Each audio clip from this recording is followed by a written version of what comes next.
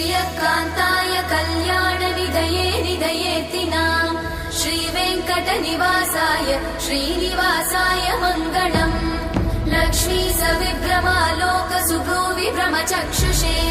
चक्षुषे सर्वलोकानां वेङ्कटेशाय मङ्गलम् श्रीवेङ्कटाद्रिशृङ्गाग्रमङ्गलाभरणाङ्गये मङ्गलानां निवासाय श्रीनिवासाय मङ्गलम् सर्वावयव सौन्दर्य सम्पदा सर्वचेतसां सदा सम्मोहनायास्तु वेङ्कटेशाय मङ्गलम्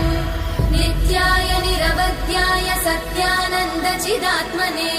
सर्वान्तरात्मने श्रीमद् वेङ्कटेशाय मङ्गलम्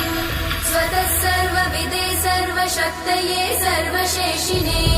सुलभाय सुशीलाय वेङ्कटेशाय मङ्गलम्।